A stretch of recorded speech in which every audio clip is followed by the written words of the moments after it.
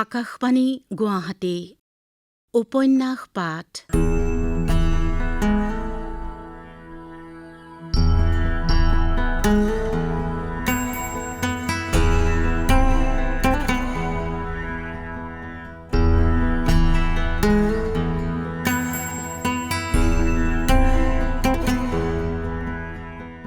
এই অনুষ্ঠানটিত প্ৰচাৰ হৈ আছে অৰূপা পতংগীয়া কলিতাৰ উপন্যাস অয়নান্তৰ ধাৰাবাহিক পাঠ।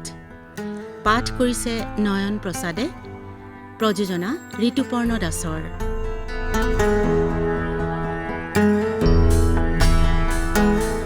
এয়া শুনক অয়নান্ত।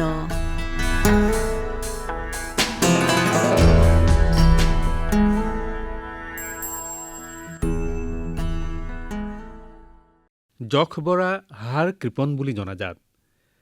তেওঁৰ কৃপণালীৰ বিভিন্ন কাহিনী মানুহৰ মুখে মুখে বাগৰি ফুৰে। তেওঁ বোলে জোনাক নিশা চাকি জ্বলাবলৈ নিদিয়ে। গছত ফল পকাৰ সময়ত তেওঁ হেনো টুকুন লৈ ৰাতিটো পহৰা দিয়ে। তেওঁ হেনো বজাৰ ভগাৰ পাছত গেলা মাছ বিচাৰি ফুৰে। বাৰীত উভৈনদী বস্তু বোলে এটাও কোনেও মুখত দিবলৈ নাপায়। তেওঁৰ কাম কাজো মানুহে চেৰাবলিয়াৰ কাম যেন পায়। ব্ৰহ্ম মুহূৰ্ততে উঠি মানুহজনে জাৰ জহ নামানি ৰাস্তাৰ দাঁতিত গছপুলি ৰুই ফুৰে, আবদাল কৰে। তেওঁৰ আৰু এটা অদ্ভুত নিচা আছে। বৰাৰ ঘৰৰ আগত তেওঁৰ পৈতৃক সম্পত্তি ৮-৯ বিঘাৰ এখন মুকলি পথাৰ আছে। মাটি টুকুৰা ওখ, তাত তেওঁ খেতি বাতিও নকৰে, গৰু ছাগলীও চৰিবলৈ নিদিয়ে। দিনে নিশাই তেওঁ মাটি টুকুৰাৰ প্ৰতিপাল কৰে। কোনোবাই তেওঁক বোলে জোনাকত সেই পথাৰখনত মাজনিশাও দেখিছে। চহৰৰ সকলো ল'ৰা-ছোৱালীয়ে কৰা দি তাই আৰু নিৰঞ্জনেও গছপুলি খুচৰি থকা মানুহজনক দেখি হাত তালি দি চিঞৰি উঠিল, যশ বৰা, মাছ খাই গেলা, 4 অনা পইচা দিলে দীঘল দি পৰা। গাড়ীখন কাষেদি পাৰ হৈ গ'ল। মানুহজনে একমনে গছপুলি খুচৰিয়ে থাকিল। হয়তো তেওঁ ল'ৰা-ছোৱালীহালৰ উচ্ছল কণ্ঠস্বৰ শুনা নাই বা এনেবোৰ কথা শুনি শুনি তেওঁৰ গাত নলগা হৈছে। ল'ৰা-ছোৱালীহালে ডিঙি মেলি মেলি মানুহজনক চাইছে। জানো বিনা, সেই যশ বুঢ়াতে এনে দৌৰিব পাৰে। সি হাঁহিত ৰ'ব নোৱাৰা হৈছে। মই এদিন প্ৰদীপ লাটুহঁতৰ লগত যশ বৰাৰ ফিল্ডখনলৈ গ'লো। বুঢ়াই দেখি যিহে খেদা ধৰিলে, মোৰ ভৰি কাটি গ'ল। সি ভৰিৰ তলুৱাৰ কটা দাগটো দেখুৱাইছে। যশ বৰাই কিয় ফিল্ডত খেলিবলৈ গ'লে খেদি আহে? তাই মহিৰামক সুধিলে, ৰাধেও, কিনো আছে সেই মাটি টুকুৰাত? খেতিও নকৰে, গৰু এটা চৰিবলৈও নিদিয়ে। 2 বেলা আবদাল কৰে, বুজিছা? মই এদিন তাত খোজ কাঢ়িছিলোঁ। ঘাঁহখিনি এনে কোমল। মহিৰাম কাই, তেওঁ সঁচাকৈয়ে গেলা মাছ খায় নেকি? খাই চাগে, নহ'লে মানুহে কিয় ক'ব? তাই টেপেৰকৈ নিৰঞ্জনৰ প্ৰশ্নৰ উত্তৰ দিলে। কেছাৰীত কাম কৰি এগাল টকা পায়। খেতি খোলা, নিজৰ ঘৰ দুৱাৰো আছে। কি কৰিবলৈ টকাগাল সাঁচিছে ক'ব নোৱাৰোঁ। তুমি কেনেকৈ জানিলা টকা আছে বুলি? তাই মহিৰামক চাপ মাৰি ধৰিলে। সদায় পৰাৰ দৰে মহিৰাম আজিও তাইৰ ফান্দত পৰিল। টকা নাসাঁচিলে বজাৰৰ পৰা গেলা আলু, গেলা কবি বিচাৰি বিচাৰি কিনে কেলে? মোৰ চকুৰ আগতে এদিন মাখিয়ে ভেন ভেন কৰা গৰৈ মাছ কিনিছিল। তাই হাঁহিলে। মহিৰামে তাইৰ হাঁহিটোলৈ সন্দেহেৰে চাইছে। তুমি আকৌ এইবোৰ কথা মই কোৱা বুলি গোটেইখন গাই নুফুৰিবা। গাড়ী আহি চৰণীয়া পথাৰহেন চৌহদটোত ৰলহি। সিহঁত নামি গ'ল। বস্তুখিনি, বিশেষকৈ মেখেলা চাদৰ কিযোৰ দেখি মানুহগৰাকীৰ চকুলো বৈ আহিল। যশোদা বাইদেউনো এইবোৰ কিয় দিব লাগে? ভাৰ্গৱে তাইক আৰু নিৰঞ্জনক বাৰীৰ একেবাৰে পাছফাললৈ লৈ গ'ল। মধুৰি আমজোপাৰ পৰা দুটামান পকা মধুৰি পাৰি দি সি সিহঁতক বাকীবোৰ গছ দেখুৱাইছে। এজোপা গছতো ফল নাই। ভোতৰা গছৰ সেৰেঙা বেৰাই গৰু, ছাগলী, মানুহ একোৱে ৰাখিব নোৱাৰে। বাঁহৰ জোপটো কাটি তহিলং কৰিলে।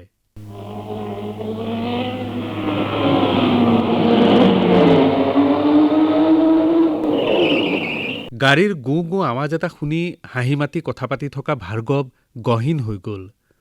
সিহঁত দুটা ফুটুকা গছকেইজোপাৰ আঁৰতে বহি পৰিল। জেতুলী পকা আৰু ফুটুকাৰ হাবিয়ে সিহঁতক আঁৰ কৰি ৰাখিলে।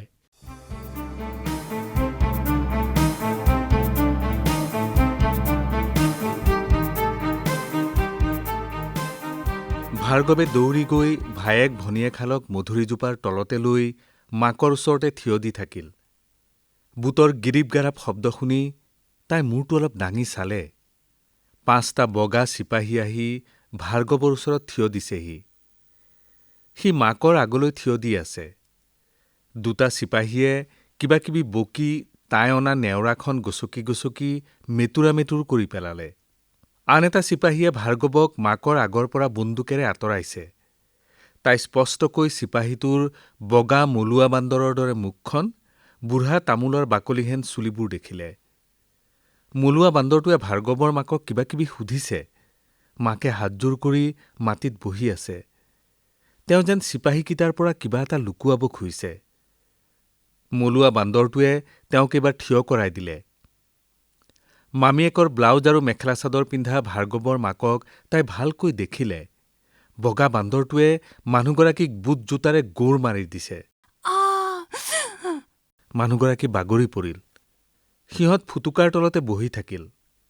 অলপ পাছতে শুকান পাতত মানুহৰ ভৰিৰ খোজৰ খৰ খৰ শব্দ শুনি তাই চক খাই উঠিল। মহিৰাম আহি দুয়োটাকে 2 হাতে ধৰি গাড়ীলৈ লৈ গ'ল। গাড়ীত উঠিবলৈ গৈ তাই দৌৰি ঘূৰি আহিল। ভাৰ্গৱ আৰু ভায়েক ভনীয়েককেইটা মাকৰ ওচৰতে বহি আছে। মানুহগৰাকীয়ে মাটিতে পৰি এহাতেৰে পেটটো ধৰি কেকাই কেকাই বাগৰি পৰিছে। ল'ৰা-ছোৱালীকেইটা বিমূঢ় হৈ মাকক বিচিবই নে পানীয়ে দিবনে উঠাই দিব থিৰাং কৰিব নোৱাৰি ভেবা লাগি ৰৈ আছে। ওচৰৰ পৰা ভাৰ্গৱৰ মাকক এক লহমাৰ বাবে চাই তাইৰ মূৰ ঘূৰাই গ'ল।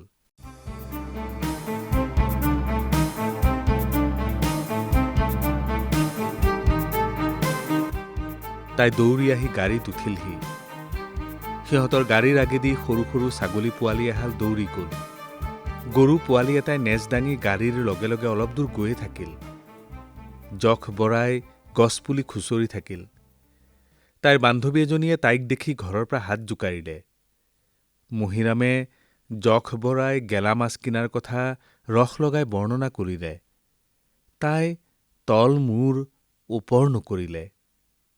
তাইৰ চকুহালত থৰ লাগি থাকিল এবখলা ৰঙা ৰং, সুধ বগা চাদৰখন বিয়পি থকা জেতুলী পকাৰ দৰে ৰঙা এটা কেঁচা তেজৰ দাগ, বৰ মামীয়েকৰ চাদৰ মেখেলা পিন্ধি থকা ভাৰ্গৱৰ মাকৰ চাদৰ দেখা বহল তেজৰ দাগটো তাইৰ চকুৰ আগত ওলমি থাকিল। গাড়ী ঘৰ সোমোৱাৰ লগে লগে আইতাকে আহি তাইৰ হাতত ধৰি নমাই দি পাছফালৰ বাটেদি ভিতৰলৈ লৈ গ'ল। গোসাঁই ঘৰৰ বাৰাণ্ডাতে আইতাকক তাই গবা মাৰি ধৰিলে। আইতা, মোক একো নকৰিব। মামীহঁতৰ ঢেৰ কাপোৰ আছে। ভাৰ্গৱৰ মাকৰ চব কাপোৰ ফটা। তাই আইতাকক ধৰিয়ে আছে। আইতা, বগা চিপাহীয়ে মাৰি ভাৰ্গৱৰ মাকক বকৰাই দিলে। কিমান তেজ ওলাইছিল। চাদৰখন তিতি গৈছিল আইতা। তাই আইতাকৰ গাতে হৰহৰাই বমি কৰি দিলে। তাই গোসাঁই ঘৰৰ বাৰাণ্ডাৰ পৰা আইতাকৰ গাত ভেজা দি পাকঘৰৰ বাৰাণ্ডাত উঠিলগৈ। মামীয়েকহঁতে তাইক দেখি ওলাই আহিল। বোৱাৰী, তাইক কি ক'ব লগা আছে কৈছোঁ, আৰু ক'ব নালাগে। তাই দেখিব নলগীয়া বস্তু দেখি আহিছে। দেশত জুই লাগিল, ল'ৰা-ছোৱালী সকলোকে দহিছে। যশোদাই তাইক আৱৰি ধৰিলে। ব'ল, অলপ শুই থাকিবি। নিৰঞ্জনৰ মাকে ডাঙৰ ডাঙৰ মাতেৰে পুতেকক গালি পাৰিছে। নোসোধাকৈ আকৌ যদি কৰিবলৈ যাওঁ দেউতাৰে। তাই আইতাকৰ বিচনাখনত শুই পৰিল।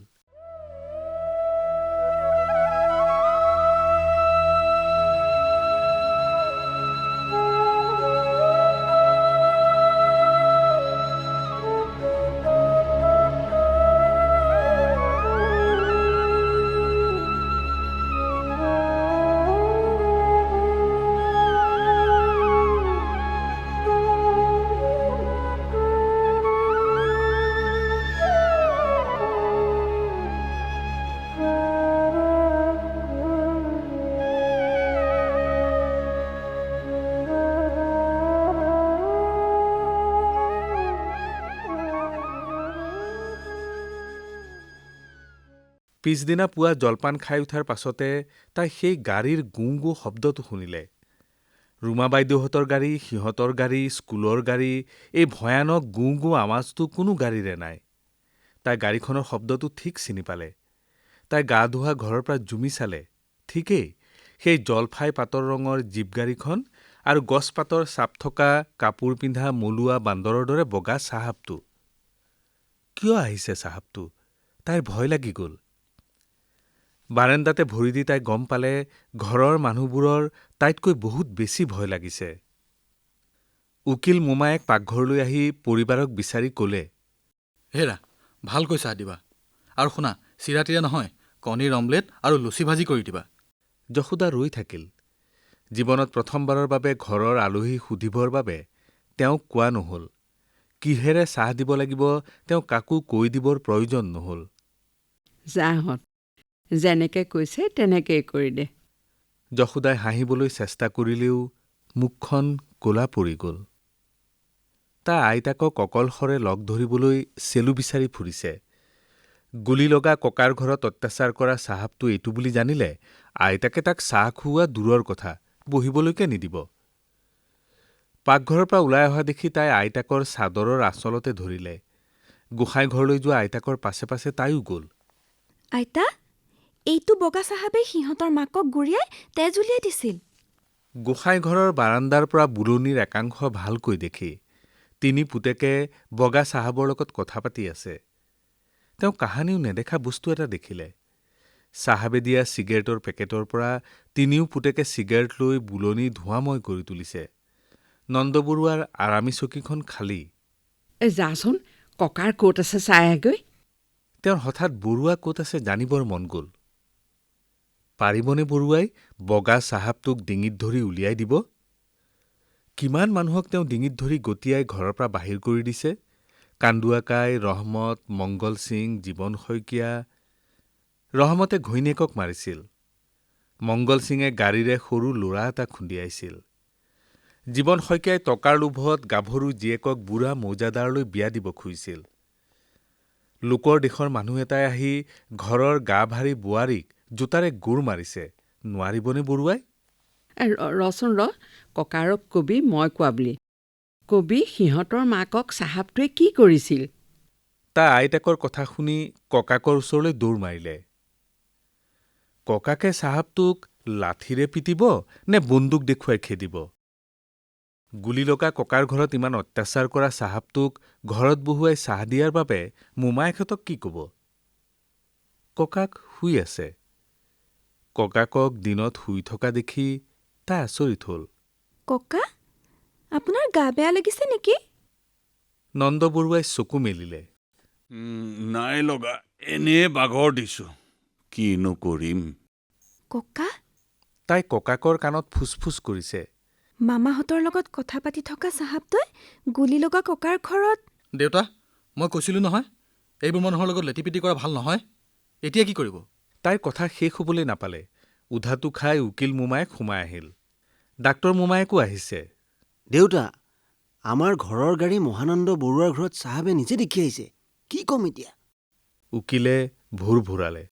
আমাৰ ঘৰত থাকি যোৱাৰ কথা গম পাব পাৰে। নন্দবৰুৱা বিচনাৰ পৰা উঠা নাই। কিবা এটা কৰ। এইবাৰৰ পৰা আৰু এইবোৰ নহয়। পুতেক দুজন আঁতৰি গ'লগৈ। বৰুৱাই নাতিনীয়েকক মূৰত হাত বুলাই দিলে। আইতাৰৰ মনটো বৰ কোমল মাজনী। তোৰ আইতাৰৰ হিয়াখন তেনেই কোমল। বৰুৱাৰ মাতটো বুঢ়া মানুহৰ দৰে শুনাইছে। তাই ককাকৰ ওচৰৰ পৰা আকৌ গোসাঁই ঘৰৰ বাৰাণ্ডালৈ আহিল। তাইক আইতাকে একো সোধা নাই। তেওঁ বুলনিলৈ চাই আছে। লুচি, অমলেট, ক্ৰীম আৰু ৰসগোল্লাৰে চাহ খাই থকা ৰঙচুৱা পুলিচ অফিচাৰজনক নন্দবৰুৱাই হেণ্ডশ্বেক কৰিছে। গো গো শব্দ কৰি গাড়ীখন গুচি নোযোৱালৈকে যশোদা নাতিনীয়েকক লৈ গোসাঁইঘৰৰ বাৰাণ্ডাতে ইটো সিটো কৰি থাকিল। তিনিও পুতেক আহি পিছফালৰ বাৰাণ্ডাত বহিলহি। মাকক দেখি উকিলে মাত লগালে। হাই, আপোনাৰ দয়া মৰমে আজি আমাক ঘৰে ঘৰুৱাহে জেলৰ ভাত খোৱালেহেঁতেন। ডাক্তৰে হাঁহিছে। আই, মানুহক সহায় কৰোঁতে নিজৰ কথাও ভাবিব লাগে আজিকালি। শুনক আই, ল'ৰা ছোৱালীহালক তেনেকৈ পঠিওৱাটো আপোনাৰ ভুল হৈছিল। যশোদাই তিনি পুত্ৰলৈ চাই থাকিল। নিজৰ গৰ্ভত ধাৰণ কৰি বুকুৰ গাখীৰ খুৱাই ডাঙৰ কৰা আই আই বুলি চাদৰৰ আঁচলত ধৰি পেনপেনাই থকা ল'ৰাকেইটা হেৰাই থাকিল। চশমা পিন্ধা, গলগলীয়া মাতেৰে আদেশ দিব পৰা, ওখ পাখ দাড়িয়ে গোফে এইকেইজন পুৰুষলৈ যশোদাৰ আজি ভয় লাগিছে। নাই পৰা, যশোদাই এওঁলোকৰ আগত মূৰ তুলি কথা ক'ব পৰা নাই। ডেকা নন্দবৰুৱাৰ আগত মূৰ তুলি কথা ক'বলৈ ভয় কৰাৰ দৰে আজিও যশোদাৰ ভয় লাগিল। তলমূৰকৈ যশোদা আঁতৰি গ'ল। দুপৰীয়া ভাতৰ যোগাৰ কৰিবলৈ বোৱাৰীহঁত ৰৈ আছিল। যশোদাই বোৱাৰীয়েকহঁতৰ ফালে চালে। আজি মই পাকঘৰত নোসোমাওঁ। তহঁতেই যি কৰ কৰহক, মই গোসাঁই ঘৰৰ পুথি পাঁজিবোৰ চাফা কৰোঁ।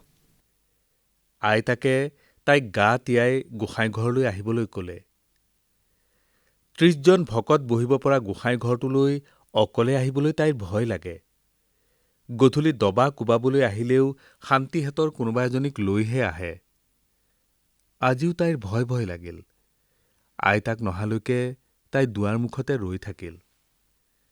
আইতাক আহিলতহে তাই সোমাল। আইতাকে থাপনাৰ ওচৰত দীঘল দি সেৱা কৰিলে। থাপনা থকা ঠাইখিনি ওখ। থাপনাখন ঢাকি থোৱা গামোচাখনত ৰূপ আৰু সোণৰ ফুল লগাই থোৱা আছে।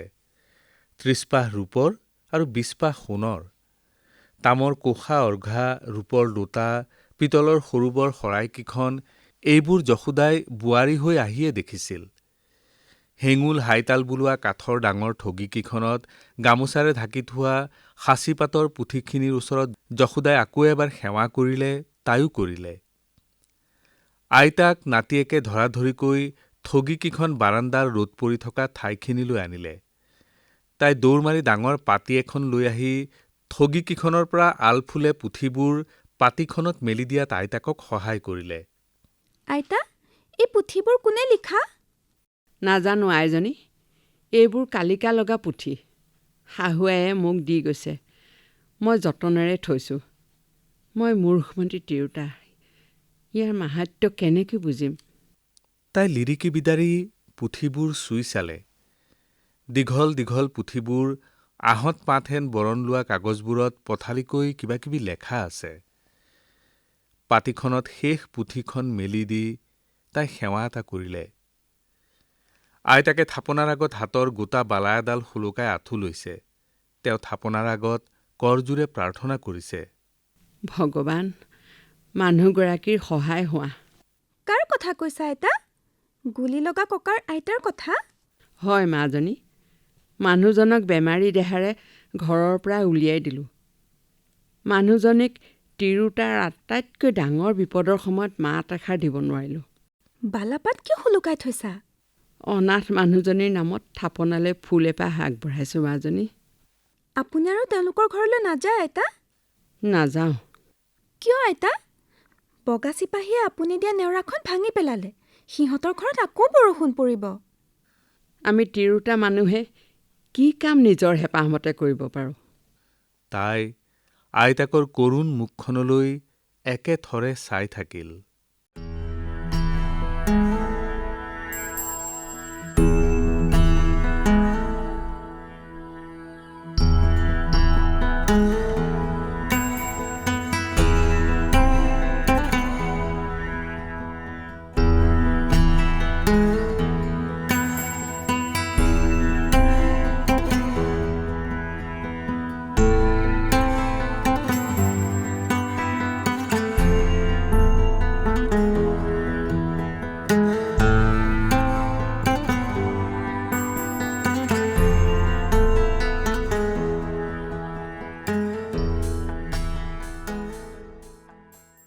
উপন্যাস পাঠ অনুষ্ঠানত শ্ৰোতাসকলে ইমান পৰে অৰূপা পতংগীয়া কলিতাৰ উপন্যাস অয়নান্তৰ ১১ খণ্ডটি শুনিলে। পাঠ কৰিলে নয়ন প্ৰসাদে। বিভিন্ন চৰিত্ৰত অভিনয় কৰিলে যশোদা, মনোৰমা বৰঠাকুৰ, নন্দ বৰুৱা, উপকূল বৰদলৈ, ডাক্তৰ মোমায়েক সঞ্জয় গোস্বামী, নিৰঞ্জন দেৱব্ৰত কটকী, মহিৰাম প্ৰবাল কুমাৰ শৰ্মা, বৰুৱানী নিৰুপমা শৰ্মা, মামীয়েক মণি বৰদলৈ আৰু বীণা মেলডী পাটগিৰি। উপন্যাস পাঠ অনুষ্ঠানটিৰ প্ৰযোজনা ঋতুপৰ্ণ দাসৰ। অয়নান্ত উপন্যাসখনিৰ ১২ খণ্ডটি শুনিবলৈ পাব অহা সপ্তাহৰ আজিৰ দিনটোৰ এই একে সময়তে